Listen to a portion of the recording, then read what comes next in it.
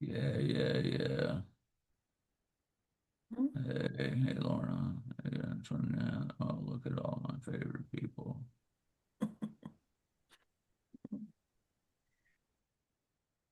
Sorry to spoil it, Michael. You're in there. You're definitely one of them. Yeah. Oh, and there's that Harris guy. Yeah, looking good, looking good. Oh boy.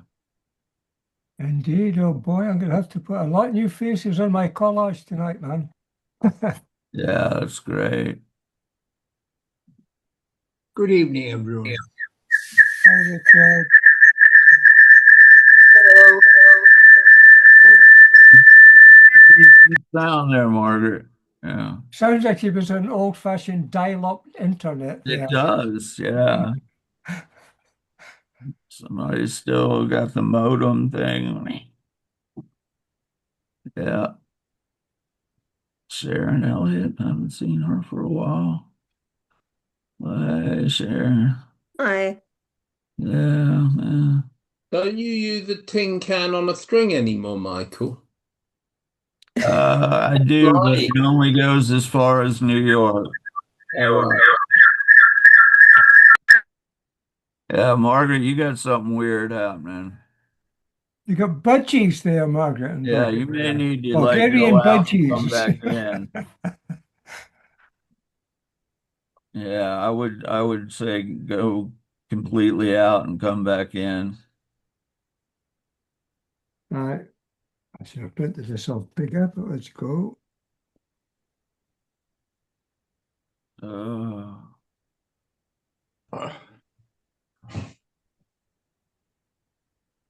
It's very warm here.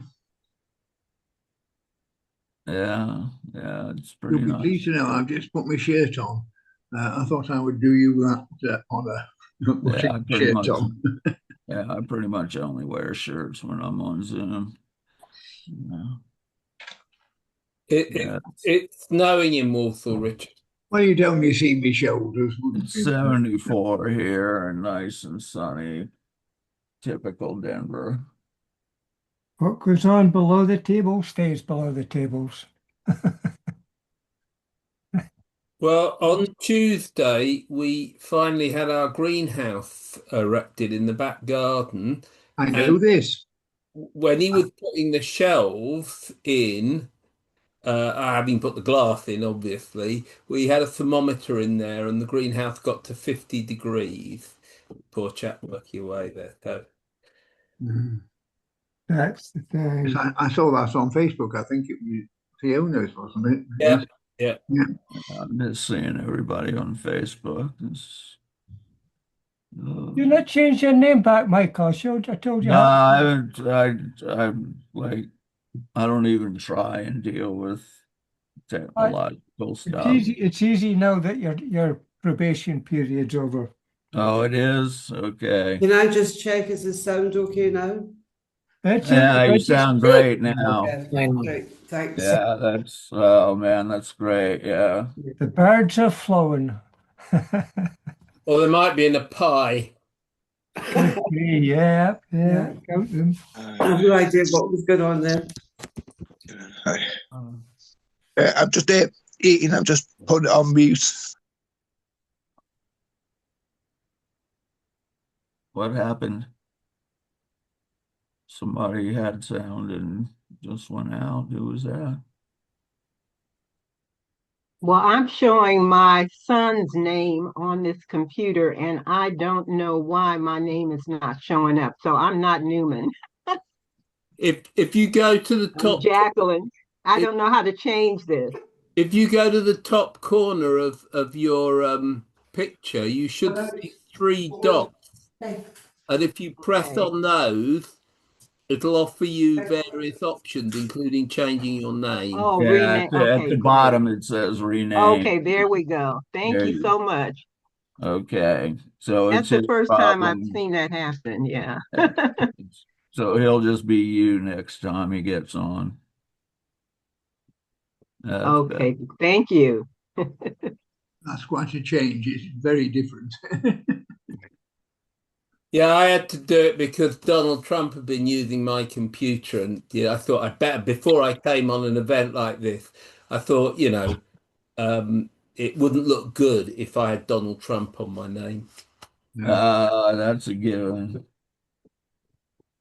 It could have been worse. It could have been Clive Osman and changed all your bloody keys about, man. Yeah, yeah, yeah. Then it would be Donald Trump or something. Oh, Mark States. All right. Hey, Mark.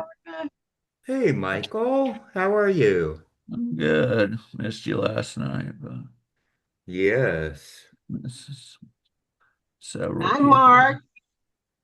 Yeah. Good to Hey, see you. Jacqueline, good to see you too. Long time. It has been. But I follow you. I see some of the things that you're doing online occasionally. So, Uh-huh.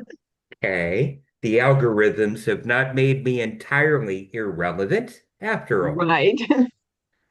Hooray. Unlike me. Try to do the register. Oh. Try to do the register here as it were, and I've got it printed out really small. I really should have used A4, be able to see the names better.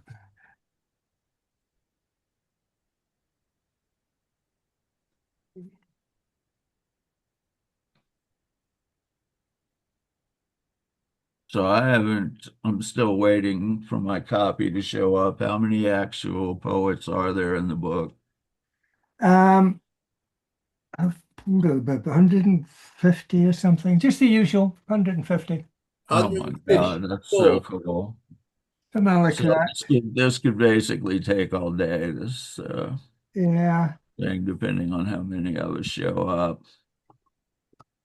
But the delight about this one is the amount of um, first-time people from my publishing side of thing that's been here. Yeah, that makes me incredibly happy.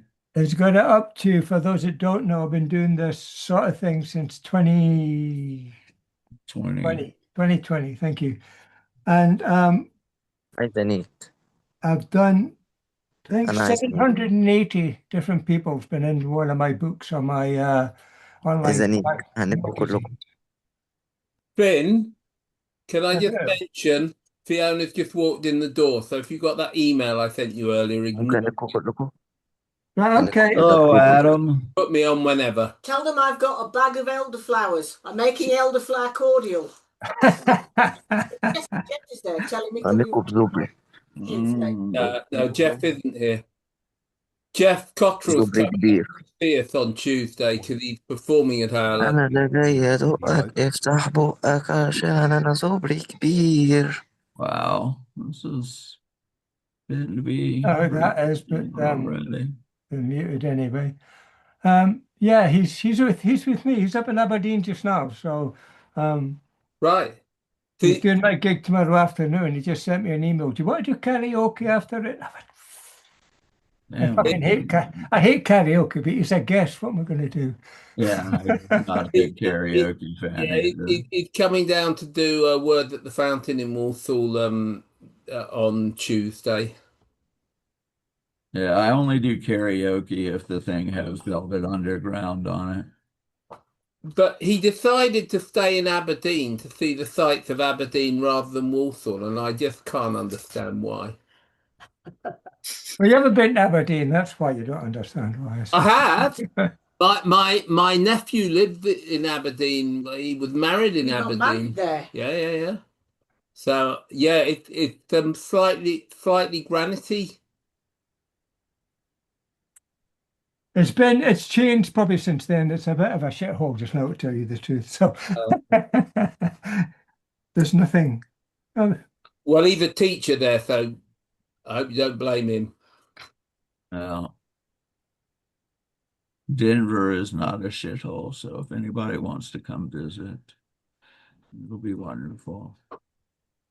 We got in one of those things. Walsall got the most horrible place to live or something crap. It's completely untrue. It's a lovely place. We've got a beautiful arboretum. we've got the most Epstein sculptured in the world in our art gallery. So it is actually, I don't Did know. you say the most Epstein sculptures? Yeah, we've got more Epstein sculptured in our art gallery than anywhere else in the world. Oh my God. Jacob Epstein, that is. Okay, I like Jacob Epstein. Here's another of my father's big favorites. If y'all don't know, my father was a sculptor. Well, we have it due to the fact that his muse and his missus, it's kind of a bit complicated. After he died, had a connection to Walsall and gave his whole all his sculptures, but also things like his Van Goghs and things. So we got some pretty good stuff in Walsall in our art gallery. See Okay, George. right. That's you know what we do. It's nearly 20 past. I think got most people, a lot of people here. But 28, George Colakito dropping in and out. Um, for those of you who don't know me, my name's Finn Hall, aka Like a Boxer Blue, and we are up here in the Antifa Northeast Aberdeenshire headquarters. Fucking, there goes my visa to get the States. Never again. Okay. Anyway, we're going to go. There's a lot of people here for the first time. Thank you for coming. As I said earlier, a lot of people have never been in any of my publications before. I double thank you for that. It's wonderful. I'm just going to go down in order of the book, and shout your name, and then you just read. I will see everyone's here. If I can see who's here. There we go, top right hand corner for it. And yeah, go, who's here? Read your poem from the book. And then that'll be fine. If with time you want to do more, we can do something else after. And I have a short film for a few people to show. I'll do that at some point. They couldn't come, so they sent their videos. And I've lost one of them, but we've got three anyway. So we'll get a start. Right top. Finn, do you mind if I do a bit with a piece of music? Oh, no, I told you. You know, that's fine. That's fine. Yeah, cool. It's your poem. Do it how you want. Yeah, yeah. As long as you keep your clothes on, I'm fine. Yeah, there's a couple of poets wouldn't do that. I just noticed there's Mary's here. Yeah.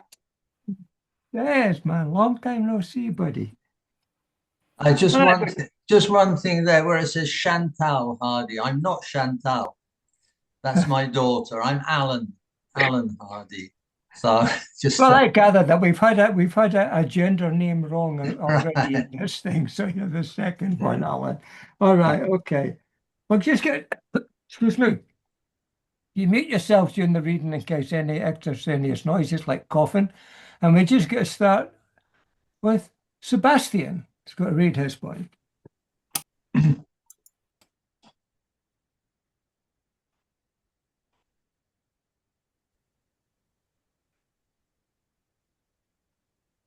Okay, there we go.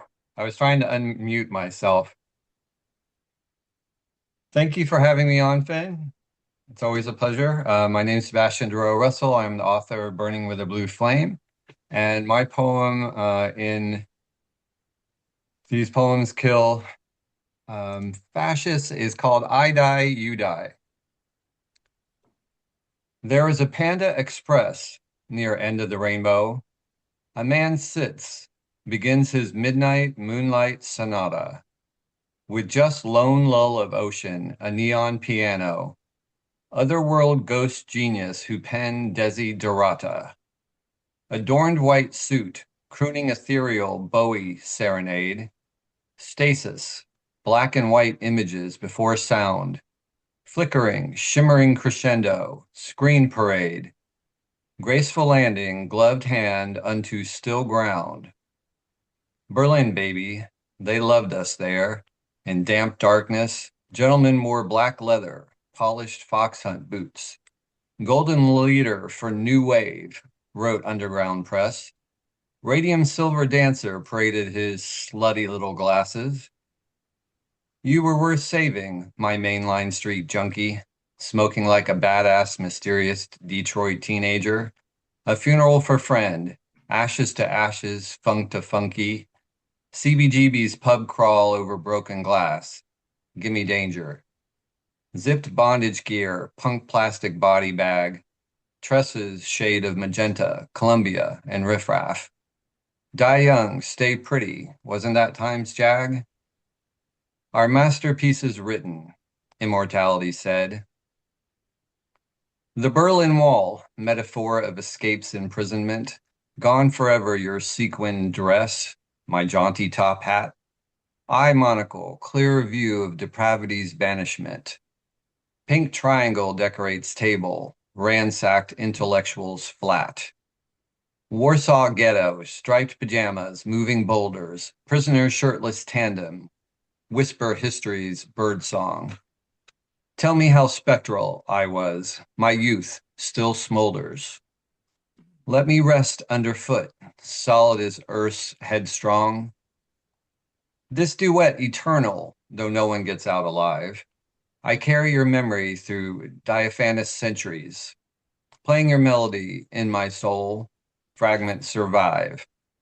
Timeless, simple, like pooling tears, rain memories. Baby, I will never let you go. All I see is all I know. Thank you.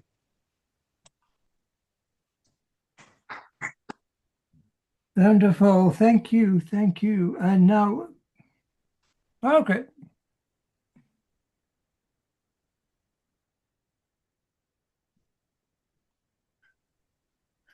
Oh, I'm glad I'm on early because, as you know, I'm a couple of hours ahead of you all. Well, everybody in the UK, I am.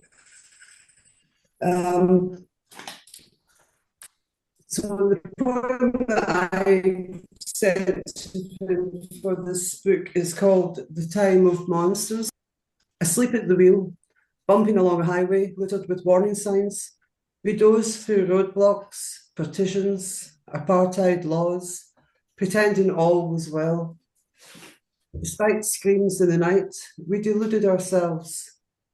Democracy, justice, human rights, averted our ears and eyes from sanctioned torture, and all the hell let loose on them, the other, somehow lesser humans. Having sown seeds of despair, we now find ourselves in the eye of the storm, dazed, confused, bewildered by the catastrophe being perpetrated in our name, asking what became of our common decency. The old world is dying, and the new world struggles to be born. Now is the time of monsters. Thank you. Thank you very much, Margaret. Thank you. No accompanying bird song. Right, who's next? Oh, I'm next in the list, so I'm going to read mine now. Thank you. This one's called Fist Fights Against Fascism. We are in a fist fight against fascism where we have one hand tied behind our backs and lacking the wherewithal to attack due to complacency of others in their "I'm all right, Jack" attitude. And the platitude cries of protecting our kids. And even if we tried, which we should, we get chastised and criticised, arrested, threatened, and kettled. And meanwhile, the bullies honour false saints and paint stolen symbols on their streets, where dishonour meets with applause and cheers, and threats and spouting hate are made to those who try to navigate the way to peace. The fascists, supported by the police and cupboards who run our country, would rather cozy up to the nasty side than cater for the caring side of our communities or create opportunities for all. But they'd rather hum and hey and stall, making safe for, install and making life safer for the peaceful. They state allegiance to the hateful, making their rich buddies more grateful because they play the victim card and blame the weak for all their troubles. Living in their secure and luxurious bubbles as the huddled masses weep and seek justice and peace and humanity Instead, we all must live in fear of the next few coming years as the fascist right continue to rise and showing their flags in foul mouths for all to see, without a hint of irony or embarrassment, as they resent everyone who doesn't look like them.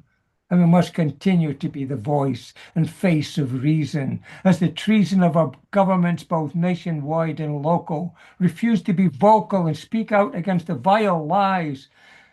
That's not really a surprise, as it's just their convenient excuse to get complete control and subservience for the citizens. Know your place. Thank you. Right. Lorna Wood. Okay. This is called We Have an Issue. We have an issue. It's you. You're in our way, so we can't tell where we're going. You took all your issues and made them into one big issue for us. You won't move. And you know what they say. If they won't join you, beat them. Thank you. Thank you very much indeed. Short. Antoinette? That was short, but very, very nice. Very nice piece. Indeed. Antoinette?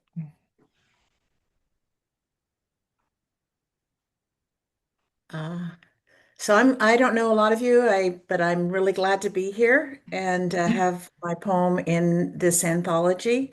Let me just grab it for a second. And I apologize. Oh, there it is. Okay, great. It's called Poem for the Divided. Something to do with forgiveness. Must we forgive the goons employed by the feds, mayhem and murder in our streets? Are there degrees to forgiveness? What about the Epstein files, the men, women, and deeds revealed therein? I suspect that my forgiveness of the world's state of affairs supports only my complicity, so no. We cannot but walk together this Sunday afternoon, stopped on a park bench away from cruelty imparted. St. Ignatius Church bells declare America will be born anew in the name of brotherhood. Will we find our way back? Once we all know in our hearts we are far from the best, living this facade of America the Great, built on slavery, genocide, brutality, enforced by our complicity. Can the colonists, immigrants, and progeny of slavery who built our nation reconcile and acknowledge each's contribution to this United States? Can we stand together now, stepping out from fear of this administration, Trump, Musk, and Miller's nightmare, a living hell for many? Can we get on the right side of history? Tibetan monks walk from Texas to DC, taped feet, cold winds, snow, and flowers line their path for peace, encouraged and appreciated by most, disdained and insulted by others. There is always the other, greeted by the metta prayer, may all be well without sorrow and at peace. Wishing for you a life of ease to know interconnection of our humanity. Can it be that force is a necessity to fix what's broken by the current powers that be? Let us stand instead for the right thing and not the right wing. Great. Thank you very much. Thank you. Yeah, love that last line as well. Thank you.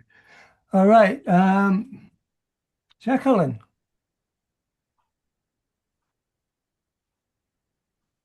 Thank you so much, Ben, for including my poem in the anthology. I really appreciate that. I was happy for that. My poem is called Demagogue, and it goes like this. You are not the God that you think you are. You are only loud echoes rising from history. that you pretend is not being repeated. Your vileness is familiar to us. There is nothing new or different about you. Standing with your jawline tilted towards the sun as though the ray of sunlight offers you more power than you have. A posture that is not new either.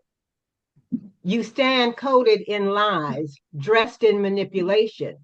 You spread the gospel of fear like food fed to the hungry, but poisoned by that which spews from your lips. Your snake tongue is not new either.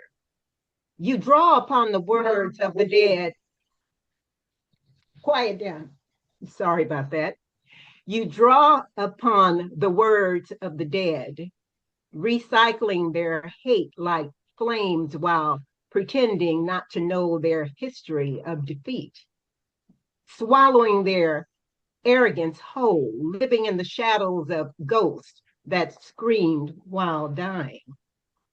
History is your warning, reminded of the faces of the innocents who died because of you, because of your uncaring, only seeking wealth and control, who hungers to rise uninterrupted, to build power on the back of fear, but we will be the interrupters. We will be what will come after minds tear away from you, after voices rise against your rewording of the truth. You are the noise to be silenced, the leader who will be fractured, the illusion that will be broken. We are coming for you. And we are more dangerous than you wish to believe, armed with a fire inside that knows truth, remembers history, and does not forget the past. We are coming for you. Thank you. Ooh, we are indeed. Thank you. Thank you. All right, Angie.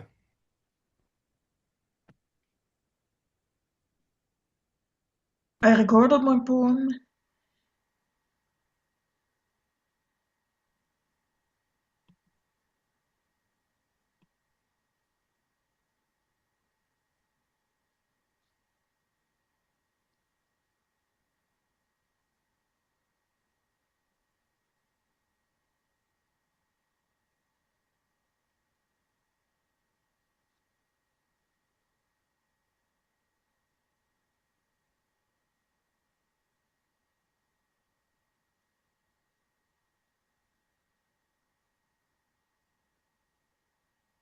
You got it. We'll come back for you if you can't.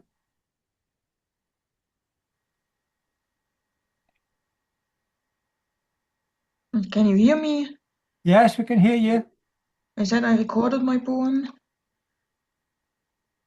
You're on your phone. Have you not got your poem there? No?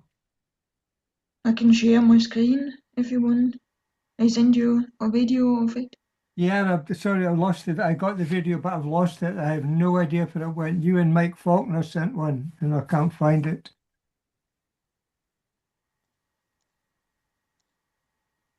Right, can you see that?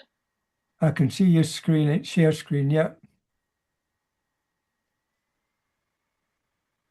There you go.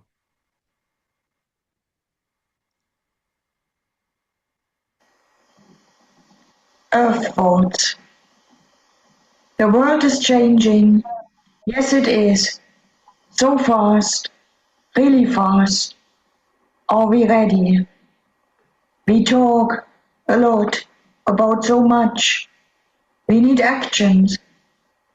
We hear, we listen, we see, we look, we smell, we taste, we feel the difference. Problems occur. Solutions are rare. What can I do? Everyone asks. Our lives, still so much to come. How will it be? Young people ponder. We have laws, new ideas. What can we do? The government says. New Inventions, of course. Let's get started, the scientists shouted. Well, there's danger. Careful, the scared ones warn us. No, it is never right. The end is near, the pessimists believe. But we have dreams, a better future. It will be fine, the optimists claim. Go, let's go, we should try, at least. Life experience, time brings change. Elderly people just know. Open our eyes, future. Never look backwards. Grow. Practice self-care and compassion. Be thankful. Live. Challenges await us. Resilience is key. Just live. Now. Yes, we can. We will. Feel success. Join forces. We are together. Love exists. Learn. Find creative ways. Enjoy everything around us. Rich in knowledge, we realize the world is changing. We must be ready. Thank you.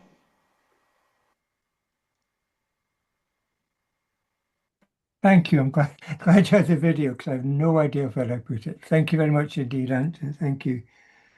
All right, Claire Conroy.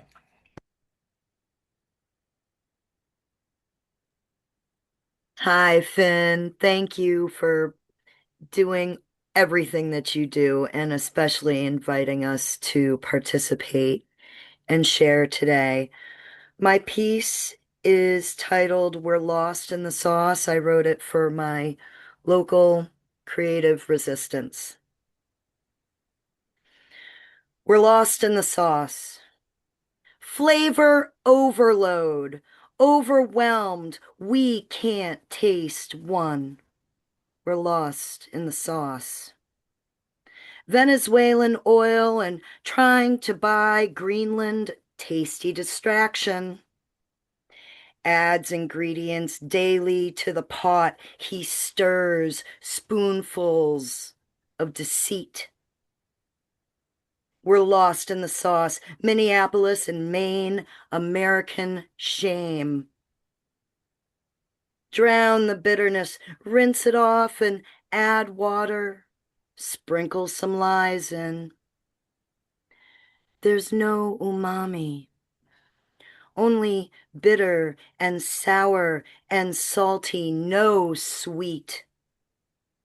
We're lost in the sauce, ignorant to Epstein broth, essence of his greed, oligarchy soup. Get in line.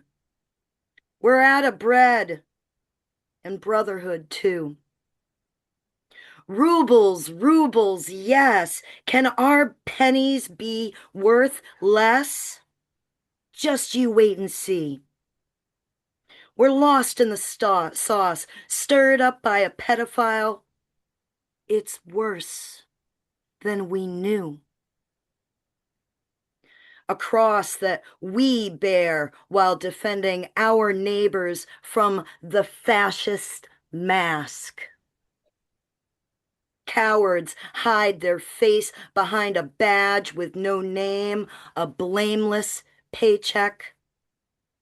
Almighty dollar, line to be crossed, what's your cost? We're lost in the sauce. Unnamed, untrained brutes shooting us in our own streets. A dangerous game. They alienate. Everyone's an enemy, like life used to be. Putin's spy is here. So grab your spoon and your bowl, get lost in the sauce. The world is weary of billionaires raping us in redacted files. The musk of disgust, distasteful deeds, seeds of greed they plant in our teeth. What is in the sauce? We've become dumb to the taste, tongue numb to the flavor. We cannot savor what they're trying to feed us. We must spit it out. We must shout it out. See with eyes and hear with ears. 1984. And why was the whole grab 'em by the pussy thing just lost in the sauce? Can we all be bought? I don't think so. Prove me wrong. Come on, let's do this. Just stand up and say, what would you do for a Jew? 1942. Knowing what you know, in seeing what you see, don't get lost in the sauce. Stop soup lines before all your neighbors join them. Just stand up right now. Stop prejudice. Immigrants aren't aliens. They're humans at war. Your liberty knows it's taken for granted and been lost in the sauce. Just stand up right now and tell the terrorists, no, you don't belong here. This is our home front that we defend with our lives. These are our neighbors. These are ancestors that escaped persecution and this perverse sauce. Americans, you came here to create your life, your heirs to relish. Don't punish yourself for not doing more right now. Make tomorrow come. You can make the sauce. You can resist the flavors of the oppressors. Take all your kindness, mix strength, truth, perseverance, and love in your pot. It's a lot daily, but we, the anti-fascists, are the salt on ice. Watch your footing and do not get lost in the sauce. Please stand up right now. 2026, do you have some attic space? A bit of bread to share? A voice in your throat? History is in the sauce. And how you stir it. Thank you. Woo! Ooh. Saucy, but a different meaning to saucy there. Thank you very much indeed. Thank you. Richard Harris. Good evening. And now I've got a new phone, so I've got to put up my fingerprints worked. That's good. The Flames of Hatred, and it's actually a true story. I have known her and loved her for 55 years. One of the sweetest, most empathetic, caring, true, believing Christians I know. One who actually practices what she preaches, lives as she believes she should do. We don't see her often now we live at the coast. Last year we visited and went out for a Calvary lunch. An absolute joy to see her and to be in her company. She is a beloved grandma of 4 and a dear great granny, a true family lady. I asked how the now grown children were, and she said, oh, all doing well. One of them was taking me for a luxury spa day at the poshest hotel in Leeds. But when we got there, it had been commandeered by immigrants. So we ended up at the local sports centre with a sofa, not the same thing at all. She said this with certainty, blame squarely falling on the immigrants. I gulped and stared and made myself think calmly. I said, do you really believe that? What do you mean? That the immigrants commandeered a posh hotel? Well, yes, it was even reported in the papers. I was staggered. This is not a racist, non-reading, non-thinking, cruel woman. But she had believed what she read. I asked if she could imagine immigrants landing, for example, in Hull. Strangers, no money, property, or goods, bewildered in a foreign land, having perhaps landed in small boats, fleeing for their lives. They would be rounded up, processed, detained somewhere basic until a decision was made about them by others, people in power.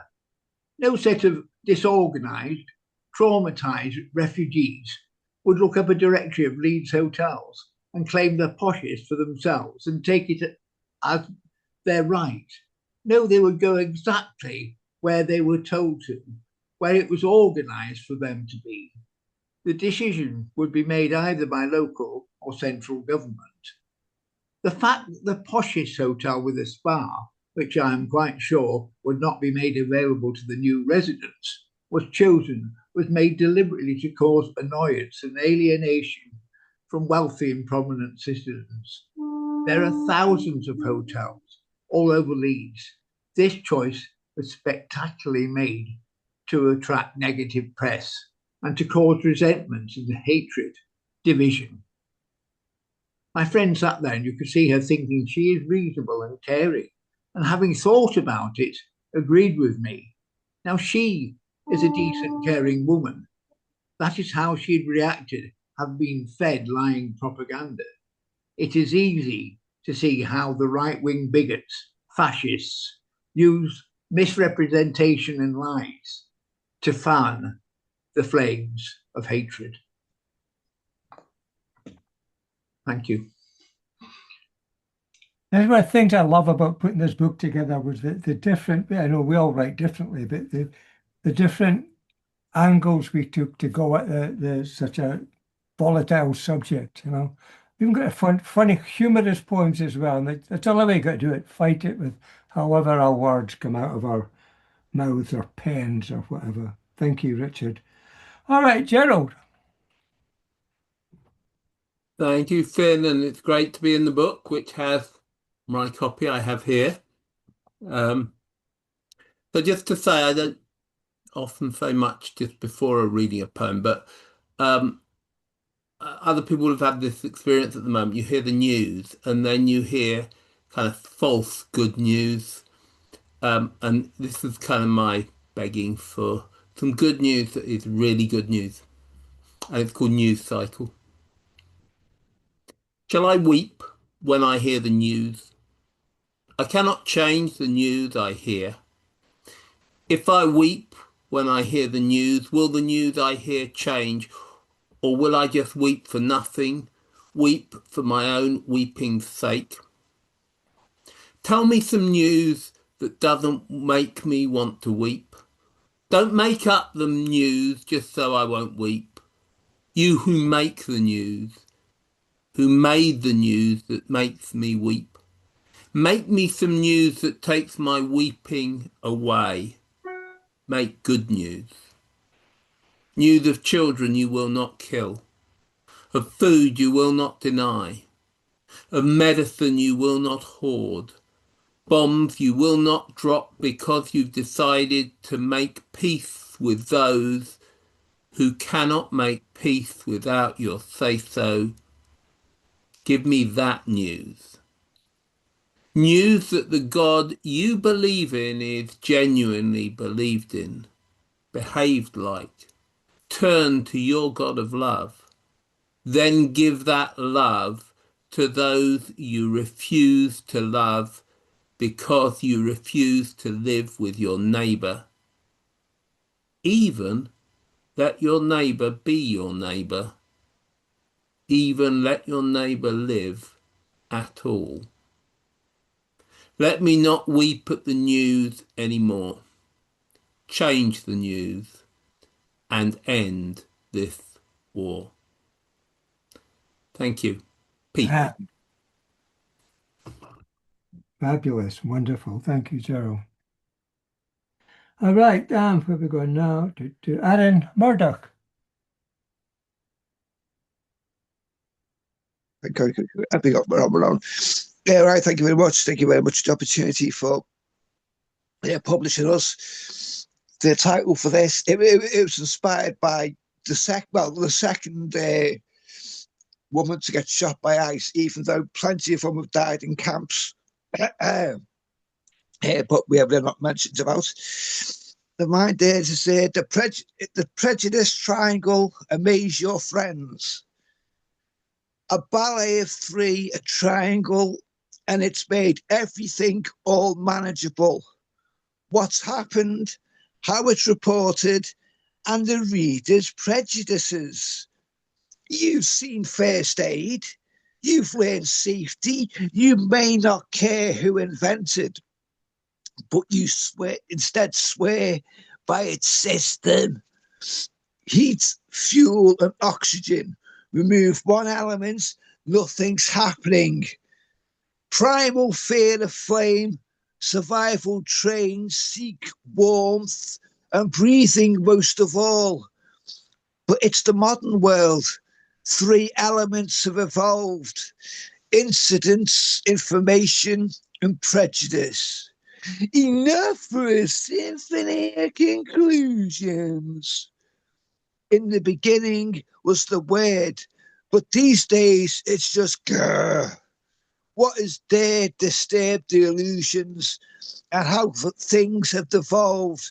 That fearful, I don't know, as punishment becomes life sentence, and only to get informed rely on the dancing storm of what happened, how reported, and own prejudices. Nothing happens, reported silence, own prejudice, wishes violence.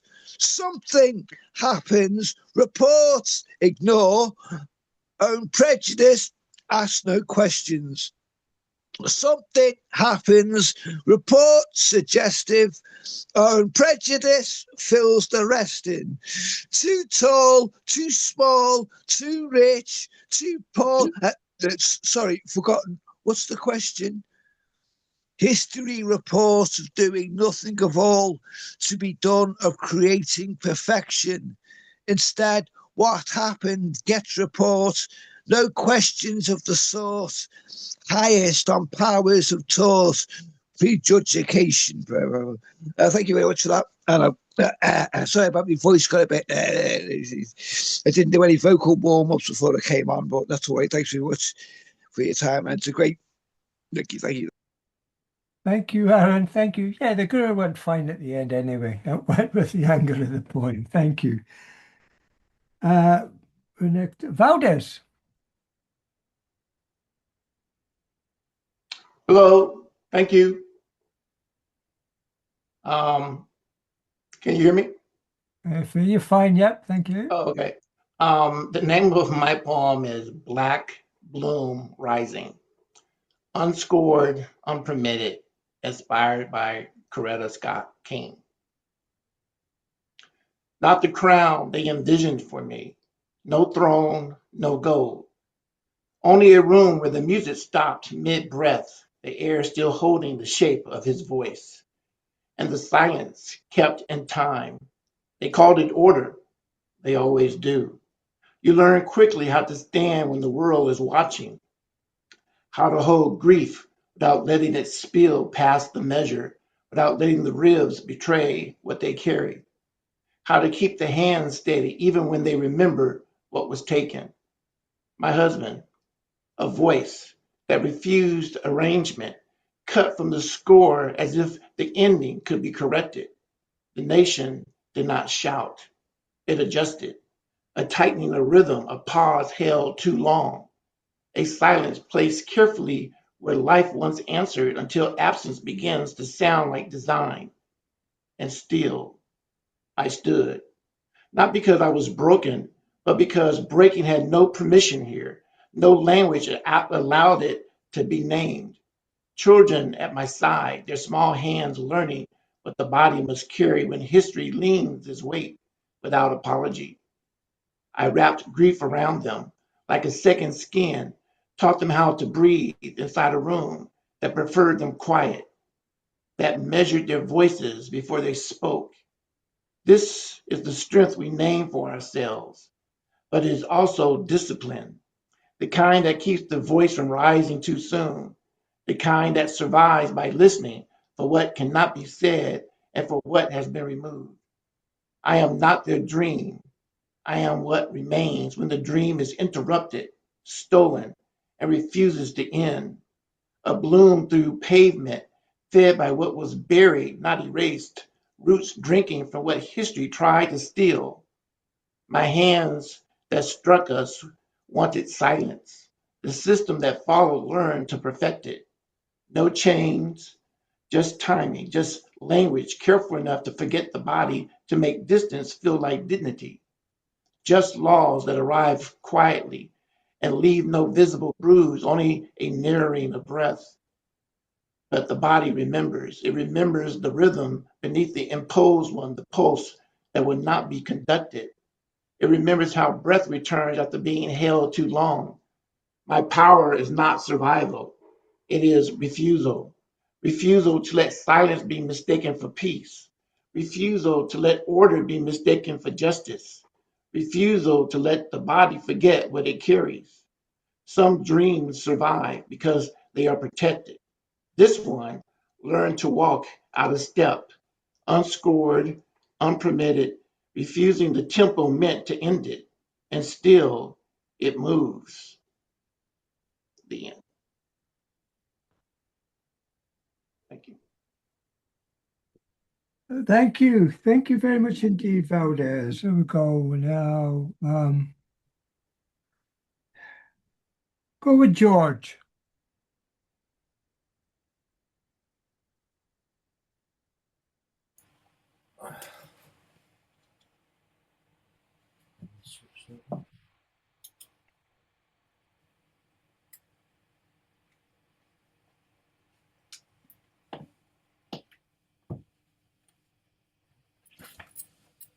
Okay.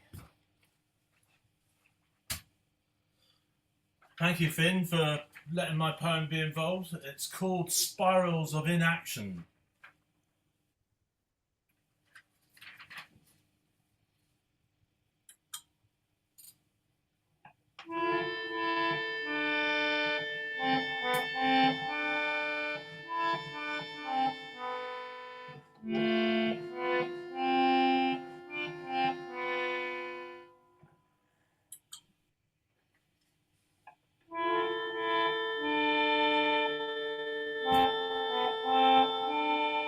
Is it too late? They're starting by arresting the neighbours. Could be coming for us next. It's so hard sometimes to comprehend, but has to be kept on track. And we take stands where and when we can to push forward and break the hold, and even reside, and some say, don't slide the slope. The forces are out to corner those doing so. And yes, the police raids keep coming.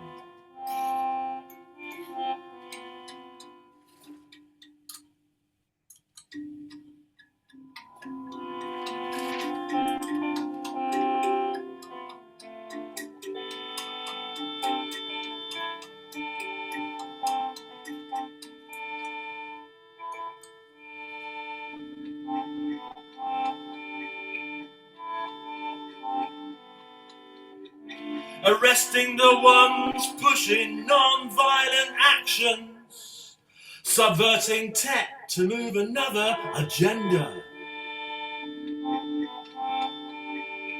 and feelings that we're all on the cusp of something really dreadful, but it's already here and flowing freely. Then the world is bursting through fire zones all over.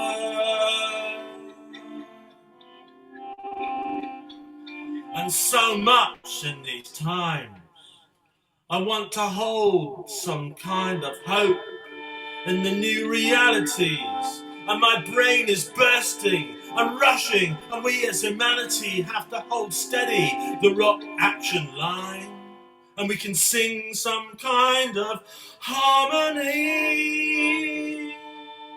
a song to soothe the sickness, a hope to put on a wedge, a hope to put in a wedge to crush the divides and stopping any sickness grabbing us, and voices prodding and pressures abound and sinking, sickening. Who's done what? The intercom announces this morning the next station is closed.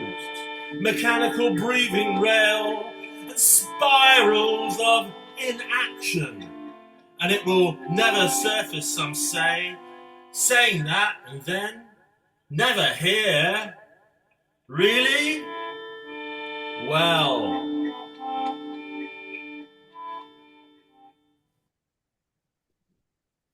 Thank you.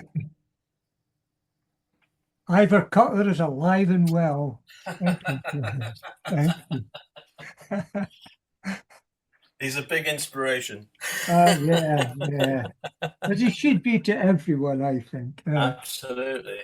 Thank you. Anyway, thank you very much very indeed. much. Thank you for joining us. All right.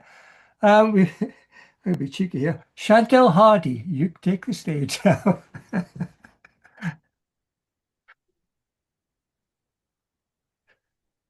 You're muted, David. Alan.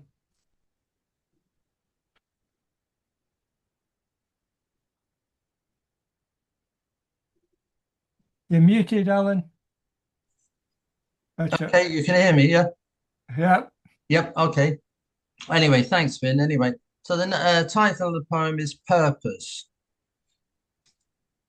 I make a record of yesterday, places I went to, saw, walked through or by. Sitting here in silence, I wonder if that is enough, if tonight the world were to end. I ask myself if it suffices to strain to remember the exact sequence of the events of a portion of my life, if tonight a tyrant's frothy rage would shatter the world into jigsaw pieces. We sit together to finish putting in order our memory of places we have visited over the years, before bombs rain down on us, jackboots march, and indiscriminate bullets fly. I strive to fill in emptiness, link my thoughts to memories of myself, by my persistence and my continuity, give myself body.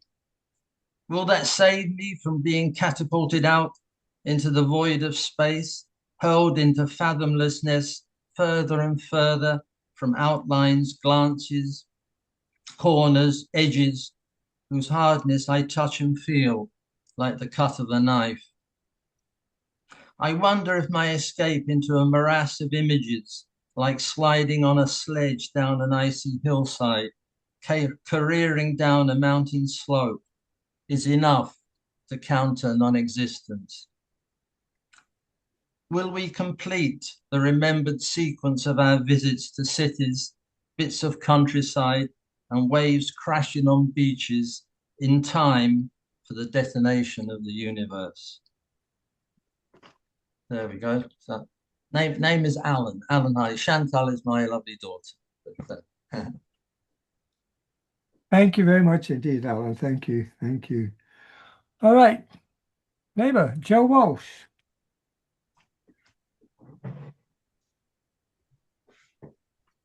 Hi, everybody. Thanks for having this fun. I've got a short poem. It's called Nelson Mandela. I was wondering about how Nelson Mandela felt living in freedom as he got old and neared the end, knowing he had won, had the last word, but the bastards hadn't ground him down. And how satisfying that must have been. And I hoped so hard. That's how it was for him. I think it was, though, given all that smiling. Then I wondered about the fascists and the Nazis at the end of the war, topping themselves by shooting or hanging, poisoning themselves left, right, and centre to escape justice. And those who fled to live secret lives in daily fear of reckoning, lying awake at night, sweating and waiting for knock, knock, knock, for the door coming in. And I hoped so hard, it just got more and more unbearable. Thank you. Thank you, Joe. Thank you. Sunshine's gone now. You'll be a bit happy. That's right. Well, I'll go out at the night time. All right, Catherine Katie.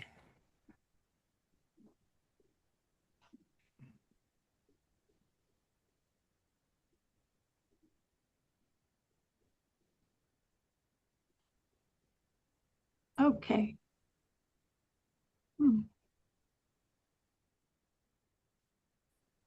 Well, okay. Sorry about that. Mine is a song, but I'm going to speak it. I lost my singing voice years ago.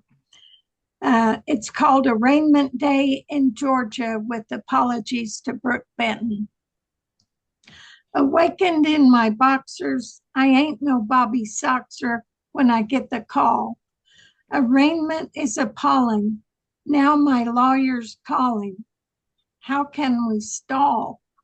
Arraignment Day in Georgia. It's Arraignment Day in Georgia. Seems like it's raining all over the town. I'm in my fancy boxers, embroidered with a red TNT. Yes, TNT's embroidered in red. I can only wear them to my bed on Tuesdays and Thursdays. If it's Wednesday, I'll give you the moon and sing my pretty tune. 'Cause come Friday, it's arraignment day in Georgia. Arraignment day in Georgia. It's arraignment day in Georgia. Seems like it's raining all over the town. DA, reveal your charges. You've been longing to make charges, so make your case to get your RICOs while I snack on my pico de gallo. I look good in orange. Just stay out of my storage when I'm at the Crossbars Hotel without my boxers that I wore the night before. Arraignment day in Georgia. It's arraignment day in Georgia. Seems like it's raining all over the land. Find me a cot at the Crossbars. Leave my boxers in the golf cart parked outside. I've got nothing to hide, nothing else anyway. They looked far and wide. Seems like it's raining all over the land. Arraignment day in Georgia. It's arraignment day in Georgia. Seems like it's raining all over the land. A rain, a rain, a rain, a rain, a rain, a rain, a rain, a rain, a rain, a rain. Thank you.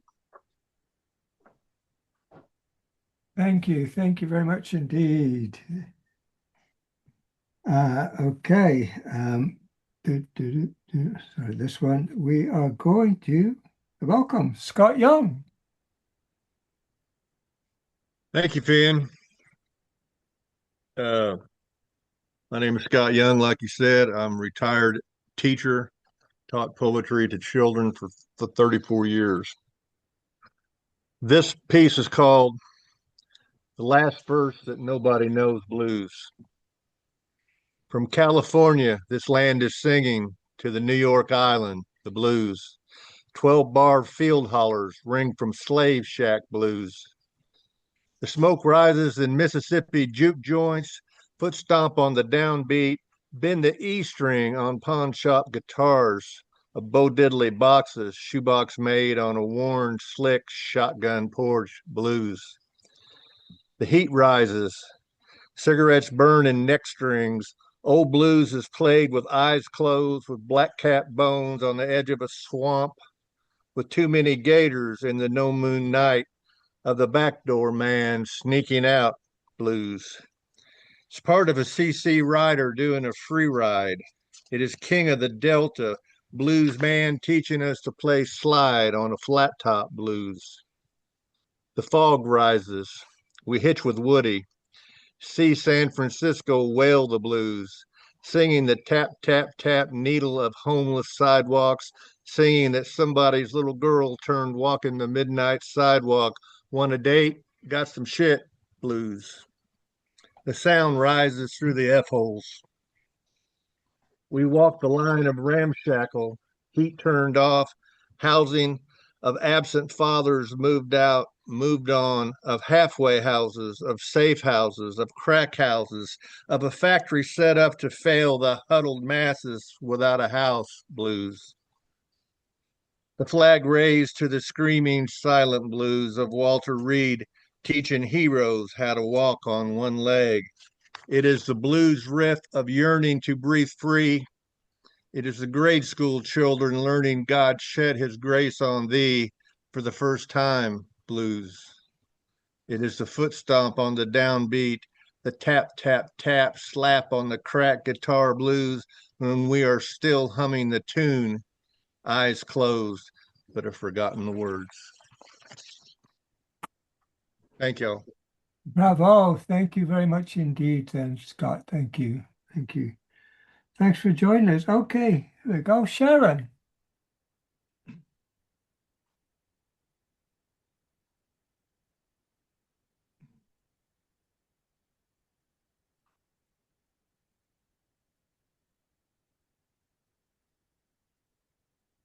Something is happening. My heart assailed. I want to write an attack with words that spit in your eye. Tell tales with unhappy endings. Illuminate ugliness, bar the gate. Something I know without asking won't let go.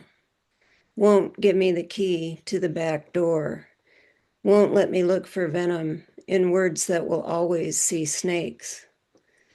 Something that breathes clear air on a foggy morning, takes more than it gives, decides that my own right is meaningless until it is full of lamentations, of desert wind, of didacted phrases, of ocean views where there is no ocean, of time off or out or in, put there by malevolent evil.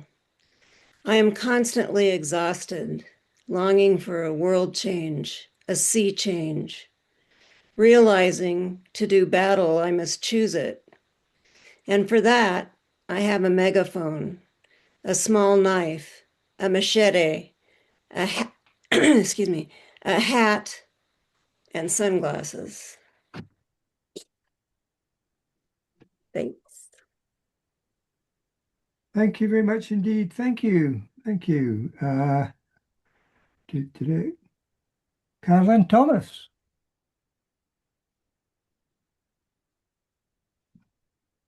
Hi, thanks very much for having me. Great to be among so many great writers. This one's called Consolation of Cliche. Consolation of Cliche. We've learned nothing. The world looked on in horror as the children of Biafra, swollen bellies, faces shrunk, filled our screens at 6 o'clock. As a Swedish Red Cross plane was blown to bits, scattering fuselage and aid miles from hungry mouths. 1 million starved to death while Britain supported the blockade. Doomed this was not genocide. Cliché as consolation, as obfuscation of complicity. German people suffering from inflation, war reparations, sought change, responded to strong men who spoke to them of patriotic nationalism, lied. denounced those others, sent them away. The world looked on in horror as the newsreels filled screens with the reality of ideology. Cliche as consolation. Never again. We have learned nothing. Thank you. Thank you. Thank you very much indeed. I'm glad you could join us tonight. Okay. Over India, Mahir.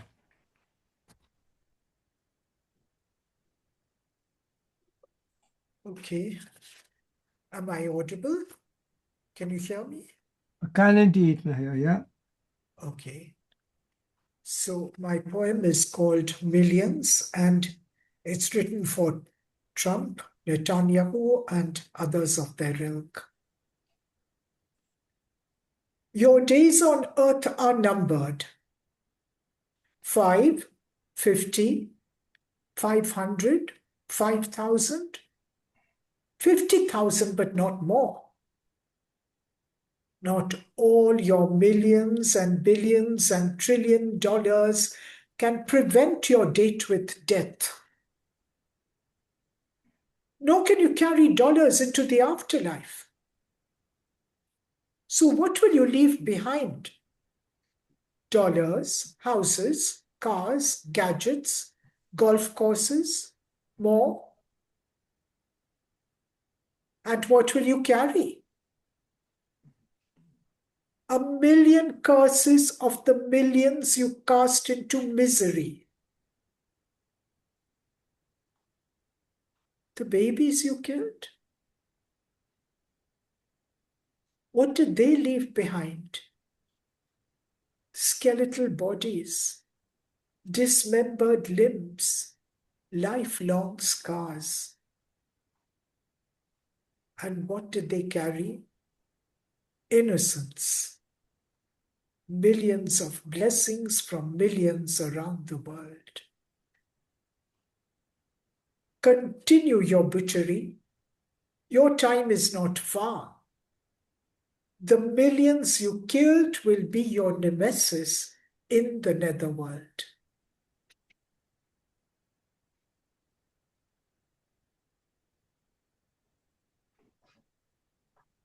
Thank you, Mahir. Thank you very much indeed. Thank you. And his golf course is probably just about 20 miles from where I stay, actually, funnily enough. Damn him. Okay. What have we got next? We are going to Michael Sendler. Okay. Yeah, great to be here. It is just such an honor to be in this anthology with so many great poets. Just listening to the ones we've already heard, we know the kind of quality, and to think that we're, not even a third of the people who are actually in the book. What,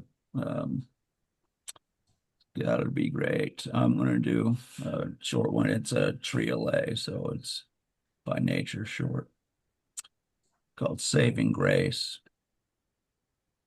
Everyone has a saving grace. They say that Hitler was kind to dogs. That's how we look evil in the face. Everyone has a saving grace, and some merely the faintest trace. In the midst of war, there are fogs. Everyone has a saving grace.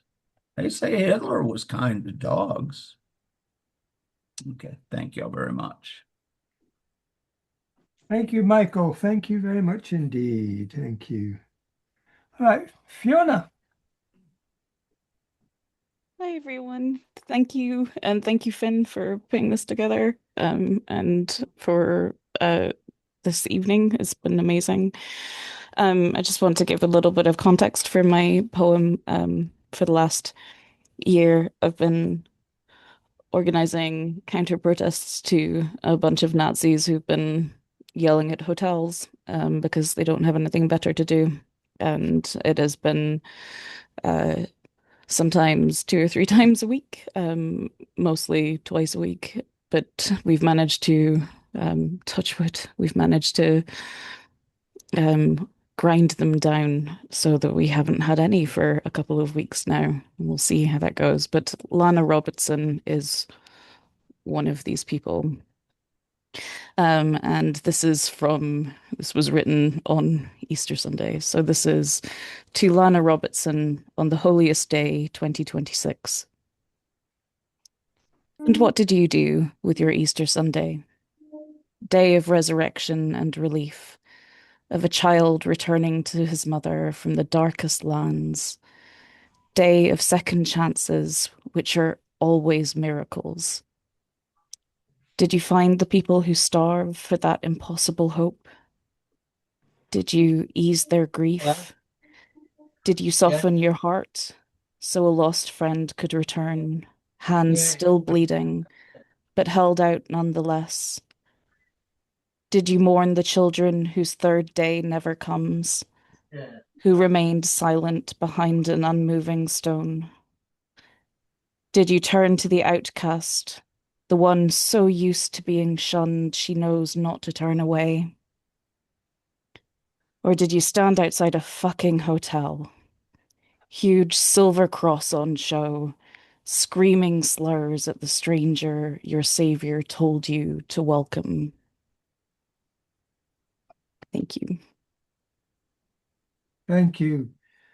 By the way, I've got 16th of July for the local launch of this, Fiona. Thank you. We're going now, Jared. And it's not 2 o'clock in the morning, mate. So Oh, I'm so glad I get a chance to read instead of having to do that. And I don't know how that happened, but I am glad to be here with everybody. So I also wanted to provide just a little bit of context about my piece. It's a little bit the subject matter is one that is a little different. I'm a teacher as well. And I think that, at least in America, I can't help but look at the education system, one that is so disgustingly tied to numbers, standardized test scores, like all of these things that just reeks of the kind of capitalism that distracts from the humanity that we should be learning about. And that is the subject of my poem. Um, the piece is called Tear Down the Walls. The smell of pencil shavings and disinfectant drifted through the hallway, as though someone was trying to keep the place clean in spite of a world outside that never has been. The loudspeaker chimed, and a voice announced that standardized testing would begin the next day, that students should get plenty of sleep and eat a good breakfast so that they could do their very best because a strong performance would benefit their future. But my mind distorted the message as I was distracted by staff meeting reminders from earlier in the week. Test scores determine funding. Funding determines success.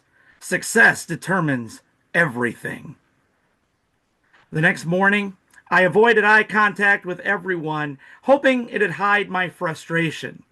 And I wondered when American education became a race run in circles, like some NASCAR spectacle, where losers fall behind, crash, and burn, and those lucky enough to complete all 500 miles only end up where they started. More passages to read, more problems to solve, more prayers to the sky that somehow all of this will matter, because it seems as though some know that they won't have the power to make it happen for themselves. The kids filed into the testing room. No makeup could hide the dark circles under their eyes, and no Red Bulls or large coffees could free them from the anxiety weighing them down. They mumbled about grades, GPAs, and test scores like stock prices. I was at a 93 last week. What happened? I bombed that damn quiz. If I can't bring that grade up a point, my 4.0 is toast. My parents will kill me. Well, bye-bye tuition. What am I going to do? Flip burgers? I felt like screaming. I desperately wanted to tell them that you can build a happy life tending to a grill or styling hair if that's your passion. That knowing how to listen, to question what you hear, that learning to see the world beyond your own reflection is worth more than any A. But I didn't have the time, and this certainly wasn't the place. We encourage students to chase arbitrary letters and averages as though these things quantify their worth, to hunt for approval from authority like corporate brown nosers, hoping to stand out in a crowd of other obnoxious ass kissers, to memorize what's already known instead of searching for ways to make things better for themselves, for everybody. We call them lifelong learners if they can do all of that well enough. But should we? We assess their minds with metrics that only measure one kind of intelligence. Perhaps they can tell you how to solve problems in a math textbook with a quadratic formula, or how to punctuate a sentence accurately, but not the names of the kids who clean the cafeteria because they just want to help, not for extra credit. And maybe they can write an essay about America's manifest destiny. But will they ever ponder who paid the cost of that dream? We assess success on how prepared students are for careers and if they can get to graduation. We celebrate them in their caps and gowns, act like their diplomas in their hands are some kind of golden ticket to ride to the land of hope and dreams, and pretend we aren't sending sheep to the wolves, into the real world that doesn't care that you were on the honor roll, what your class rank was, how many clubs you joined, how many sports you played. It's no wonder strong character is also no longer a concern in a nation where education prioritizes learning how to get good paychecks over how to be good people. Knowledge may be the great equalizer, but we need to do better in helping folks understand that this means not everyone gets the same fair shake at the start. That some kids come to school too hungry to solve for X. That some suffer from mental and physical conditions that many characterize but do not understand. That some weren't raised in a nuclear family or even have a house to live in. That some can't find time to study because they're too busy trying to break the news to their parents that they love someone who their dad will never accept and their mom doesn't understand.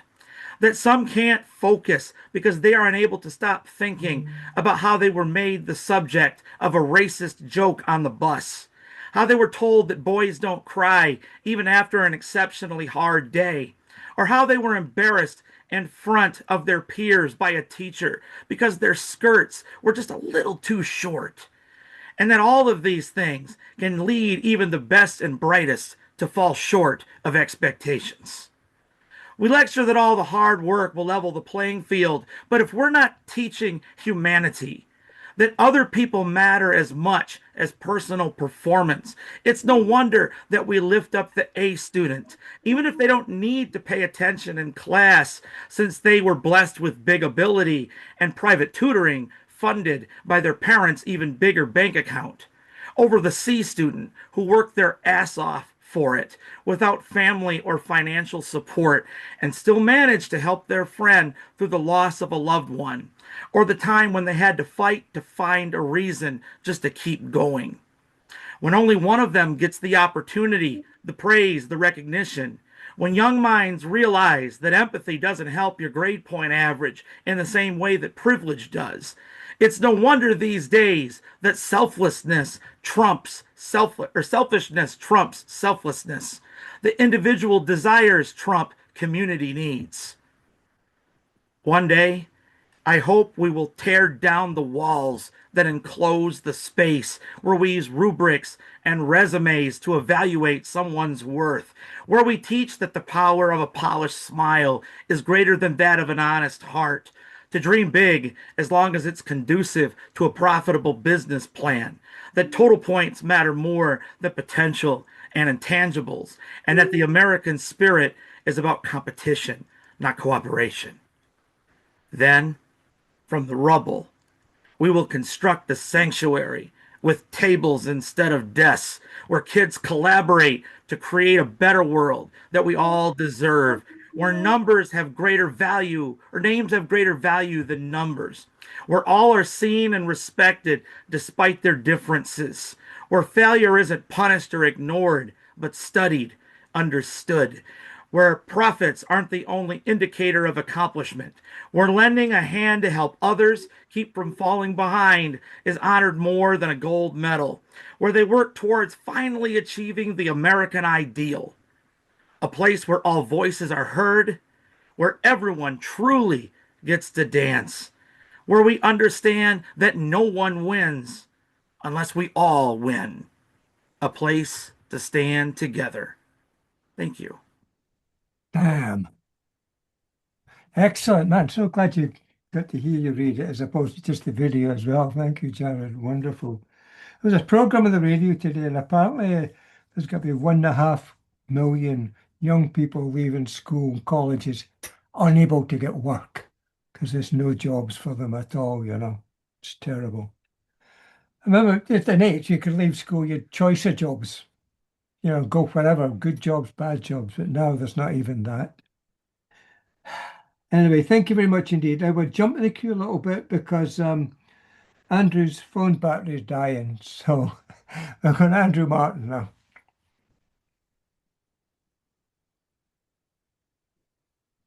Can you hear me, Finn? Yeah, I can hear you. A bit quiet, but I can hear you. I'll speak up. Okay. Just bear with us while I make the technology work. Hold on. Right, here goes. This is called Best Foot Forward. Palantir data analysis. How much introspection, personal information, balance sheet for privacy, weighted, bias for big tech, pound signs, profit above principles, rich rewards towards the 1%, writings on the wall for the 99, financial chicanery, yet no fine, doing what's right for the few, the far right, being and doing wrong to us, guesswork, grifters, nifty footwork, Palantir fascists lie to us, spy tech, toxic AI thinks, war crime links, mass deportations, plantar fasciitis, personal pain when standing up for what is right. Thank you. Thank you very much indeed. Thank you. Hope your phone lasts for the rest of the evening anyway. We got to hear you anyway. Thank you. Thank you. Okay, we're going John Shmura. Hope I pronounced that right. Thank you. Thank you. I greetings from the reddest county in a blue state, 5 miles from the only tri-service military base in the United States. Just like before I start, I'd just like to share an exchange I had with whoever runs the Facebook Facebook page for the joint base near where I live, and it was right around the time I wrote this poem, and it was right after my country bombed the Iranian elementary school, and they were practicing their artillery, and it made my dog pee the bed at midnight. And I said, you have to be kidding, starting the noise now. Yeah. And they said, we're sorry for the inconvenience, but our war fighters have training that must be completed, including nighttime operations. And I said, I understood. You may not know, but terms like war fighters and Department of War make a lot of Americans feel your main goal is starting wars to justify your existence, rather than maintaining a vigilant defense. And that's how the Air Force bombs 100 children and the president tries to say the other country used one of our missiles. It's all I could think about when your boom started. It used to make me feel safer, They're now just the opposite. And they said, sorry to hear you feel that way. If you have any questions or regarding operations, you can reach out to the Department of War Public Affairs. So this poem is called The Divine No. Every time he lies, I say no. Every child that dies, I say no. Every tear I cry, I say no. To pomposity, I say no. To monstrosity, I say no. To religiosity, I say no. To the bloated, I say no. To those who voted, I say no. To those who sugar-coated, I say no. To bile unleashed, I say no. To those who care the least, I say no. To the bastard heartless beast, I say no. I have more no's than you have munitions. I have more no's than your evil volition. I have more no's than your lack of contrition. I have more no's than you can hate. I have more no's than you can litigate. I have more no's than you can mutilate. I have more no's than your heinous leaders. I have more no's than your bottom feeders. I have more no's than your bullshit eaters. I have more no's than your truth suppresses. I have more no's than your second guesses. I have more no's than your bloody messes. No, no, no, no, no, no, no. No, no, no, no, no, no, no. No, no, no, no, no, no, no. No, no, no, no, no, no, no. No. Thank you. Thank you very much indeed. Thank you. No. Such a short word. It means so much, doesn't it? Thank you very much. Okay. Welcome. Next up, Cassandra. Hello. Hello, hello from Greece. I'm Cassandra. I managed to connect because I have some problems with voice, microphone, and camera. So I will read my poem. The poem, the title is Harm, Harm the Animals of the Farm.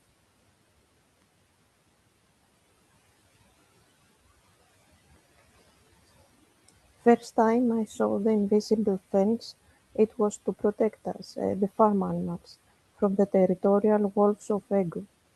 Fully protected from predators, sadly controlled by farmers. I haven't thought ever before. Such a deed and intervention can be in the natural flow of human behavior, in the social contract of free will not to kill. They explained, far from dialogue, society needs laws and fences, laws and offences. Otherwise, survival of the fittest prevails in a cutthroat competition. Placed inside the camp, I never felt any better or equal to a farm animal.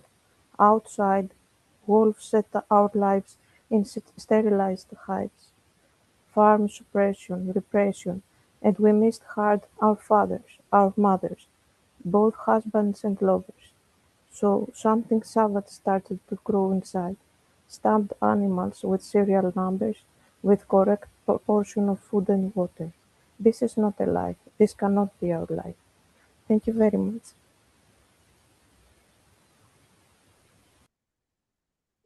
Thank you, Cassandra, and glad you made it along. Thank you. All right, mate. David Thompson.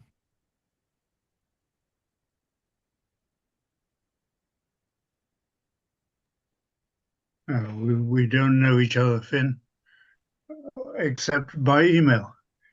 And it's been very pleasant so far. I haven't received my copy of the book yet, but, and my poem. Surprising that it's included. It's very, very simple. I called it Leading the World, which I don't think is such a nice thing. Most of us don't want to be number one. Yet this, or what's left of it, is the world we're stuck with. And the fascists are back in town. All of us vulnerable. and more killings. Most of us don't seek to join the pack, to wallow in herd immunity. We don't hound the fox, mob the boar, savage the stag, tree the squirrel, hunt down and destroy the prey. Maybe we're far from perfect. We'd feel like gods sometimes if we did come first. Some days we want to win Wimbledon or an Oscar. We'd like to win Crofts, the Olympics, a Nobel Prize. But must we cheat? Must we lie? Must we join the powerful, victimize the weak? Those who lead the real world are those who make it better, the wise, the true, those who understand love.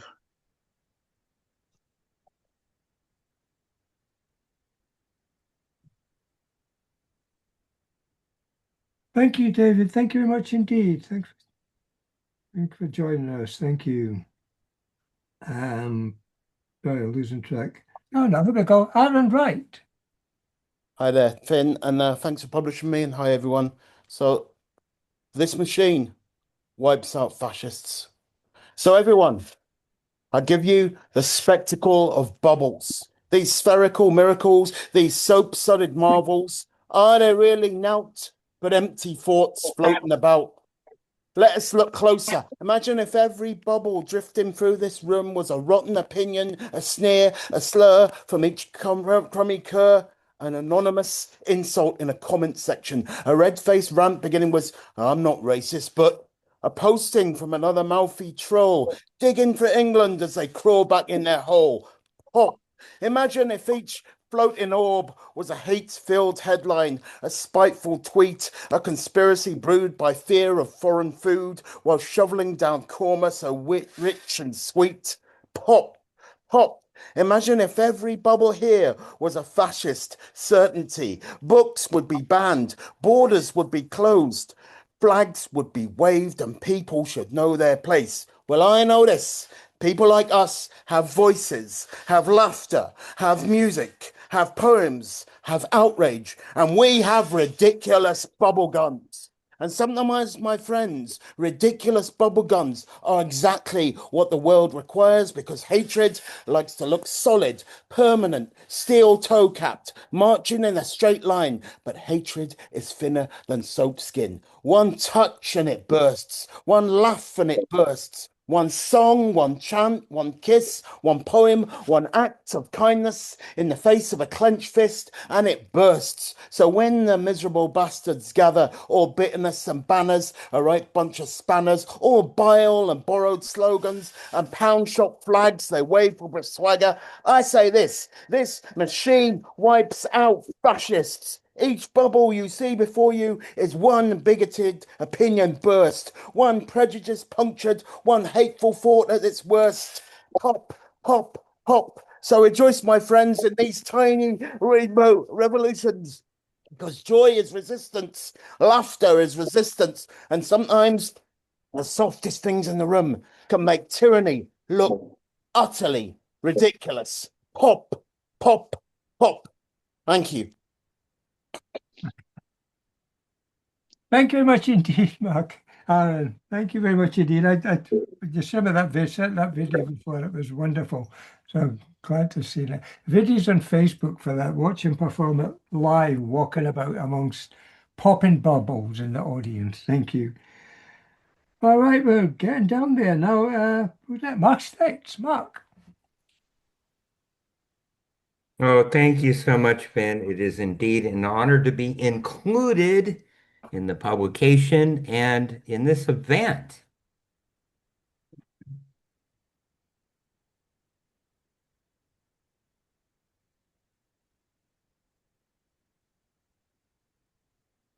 He worked for a newspaper as an editor, a glorified spell checker. They automated his job for less than $1,000 a year.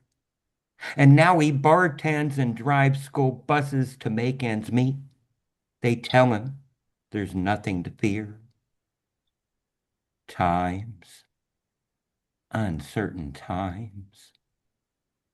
Nebraska farmers 1 year plant their soy crops, then tariffs come to town like Wild West sheriffs. The farmers watch their customer sales drop like flies, and city folk lose their SNAP subsidies. Yet still, the MAGA God denies. My, oh my, uncertain times. The TV menu is a steady diet of a tyrant's word soup and 100-proof bottle of hate. Can love turn the tide, or is it already too late? Sign of uncertain times. A woman and her wife drop off their child at school, and mostly everybody would say that's cool. Then they drive nearby to protect their neighbors from ice, who, by and large, are not very nice. One of their knuckles itched. He shot her in the face and called her a fucking bitch. Oh, why? Uncertain times. The TV menu is a steady diet of a tyrant's word soup and 100-proof bottle of hate. If we fell in love, got married, and have a baby, would we still call it Nate? Oh, why? Oh, my. Love in uncertain times.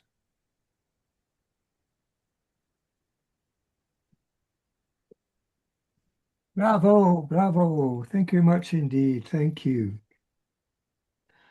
All right. It's been a while, mate. Des.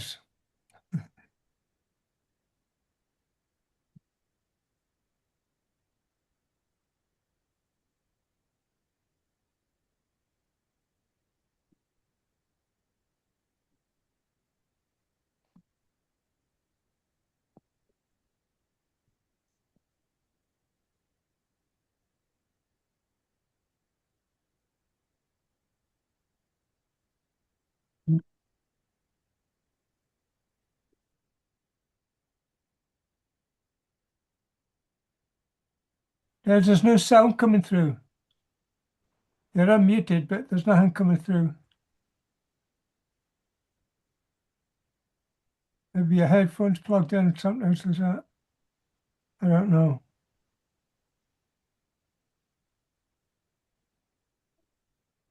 Any better? Yes, yes. Does that work? That's it. You can actually hear me now. Yep, we can. Brilliant. I can't hear you, but I'll take these bloody things off. Right, so I'll start from where I was just now. There's a few things about this poem. Firstly, the title is a Nazi slogan. There's a four-line stanza in this, which is from the point of view of a fascist, because we have to remember there are the people they want to influence, and there are the hardened Nazi bastards, and we must never forget those are the people we need to smash to stop this from taking hold. So I shall begin now. So something like this. Come away to our new Sunday school. We'll preach race hate and change all the rules. Good for an empire, but bad for a country. We all know what a scapegoat is, don't we? Blame unemployment on the blacks next door, a lazy lie to con the ignorant poor. Blame falling school standards on the much maligned Asian. Brother, you're a fully fledged racist relation. Peddle the lie of the master race, but hide behind patriotism just to save face. Spread rumors about the parasitic Muslim or Jew. After all the suffering worth no less than you. hunt in packs down the dark alleyway, too brave to show your face by the cold light of day. So rule the waves and wave the rules, but you'll only turn out to be your own April Fools. Red and yellow and pink and black, all the inferiors, send them back. If you're a commie, queer, coon or Jew, we've got our methods of dealing with you. I can sing a scapegoat, sing a scapegoat, sing a scapegoat too. But I've lived through it, bruv, so I don't need to.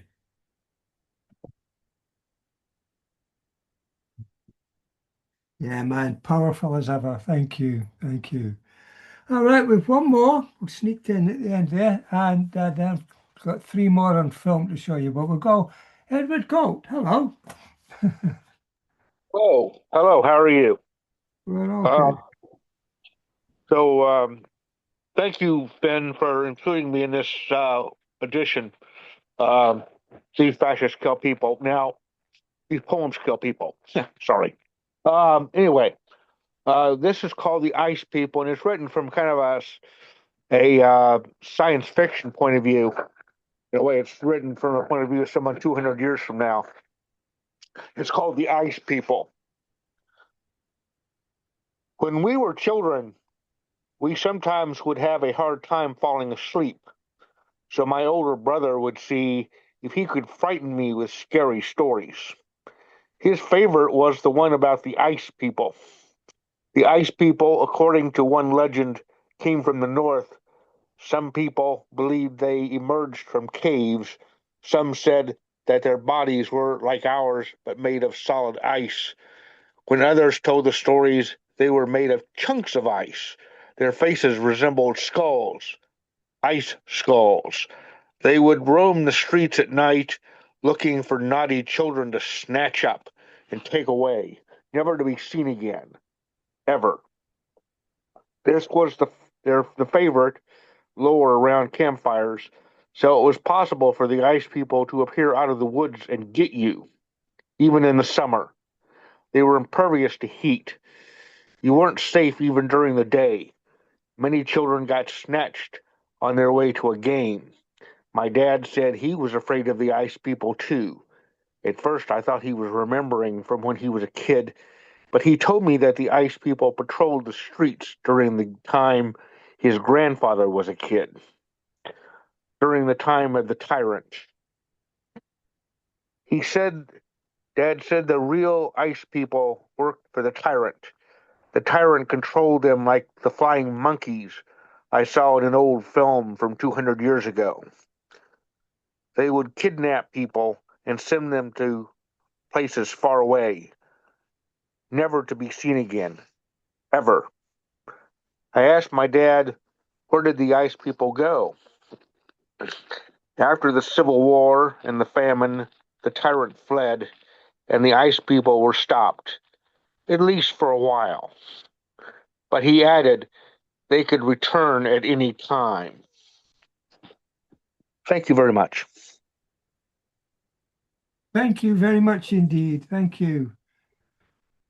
Right, I'll get to try shared screen here now and get to share sound. These are three who couldn't make it and sent in videos. They just sent them in today, so I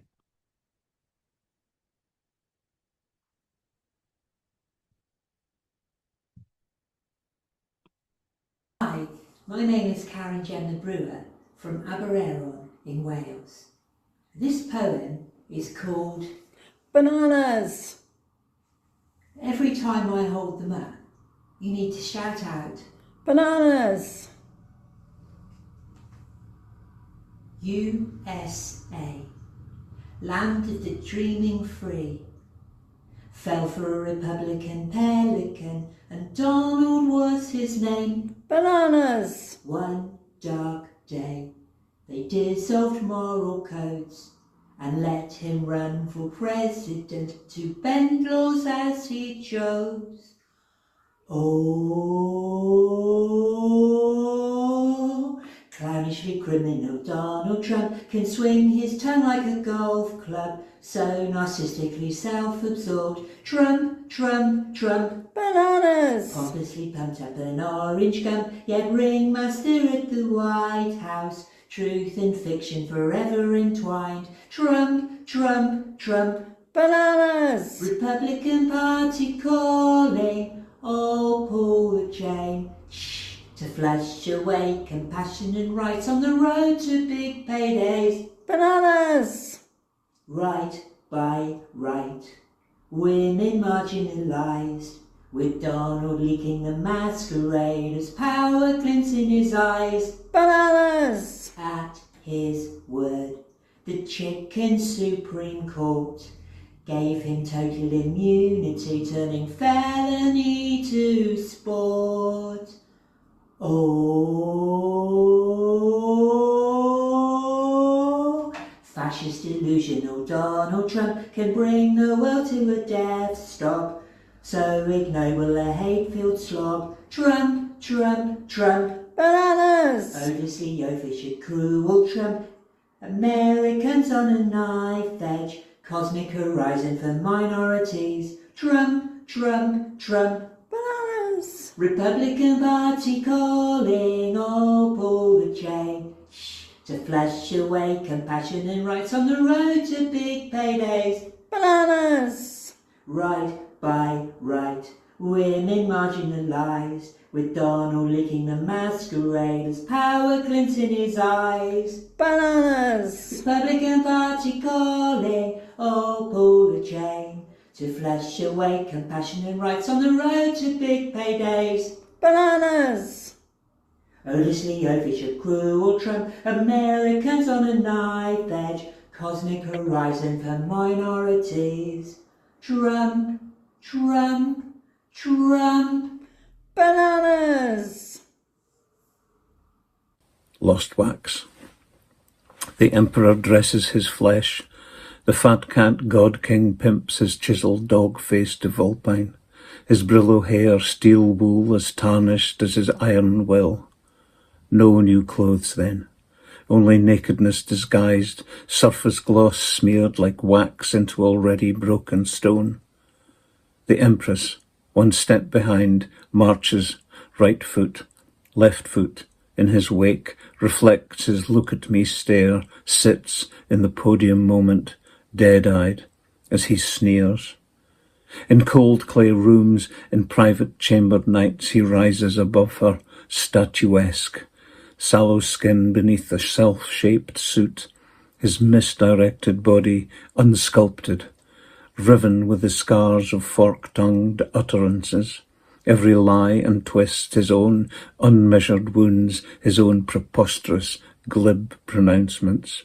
Here is the self-made man, who thumbed his own clay, who wound the armature, who chipped his old block from fat-headed forefathers, who sucked on motherhood, drowned in weakness. In all this, his making, his begetting, all the beaten-down years of his growing up, deceit was theirs long before the paper over life, and the wax mask still rubs up to shine, indistinguishable from stone. The emperor, in the heat of the moment, lets the weeping wax run. It reveals him cast in different bronze, in man shape, neither god nor superhuman, only flawed, small-handed and inept, like all the lordless rest over which he looms.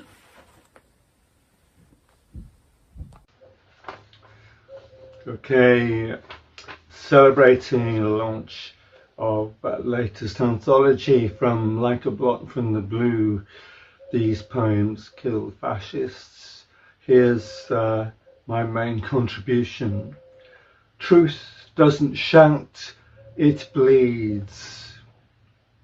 Clouds break out tears, torn by razor blades of lies. The ground shakes and swells in sad, shuddering sighs. The sky is blanching in disbelief, taking on a corpse-like hue. 1,000 eyes scream out in protest at vanity's cruel acts of random duplicity, as bad faith actors plant seeds of self-interest and betrayal, while truth does not shout, it bleeds.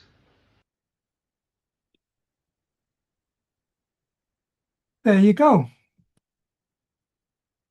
That was 3 countries. Thank you. We've come to the end of the night. It's been absolutely wonderful and different and shorter than my usual Zoom shows. For those who attend them regularly or semi-regularly, they've been known to go on for 3.5 hours, but they happen the first Sunday of every month, and it's the same code, password every time. So you want to come along, feel free if you haven't been before.